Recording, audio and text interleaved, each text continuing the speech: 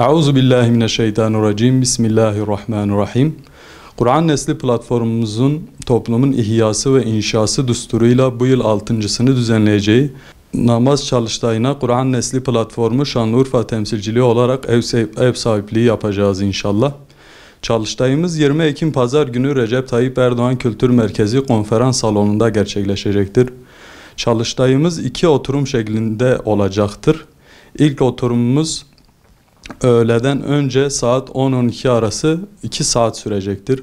Osman Gülebak moderatörlüğünde Doktor Veysel Kasar, Zekeriya Gezer ve Vahdettin İnce hocalarımız konuşmalarını gerçekleştirecekler. İkinci oturumumuz ise öğleden sonra 14-16 saatleri arasında olacaktır.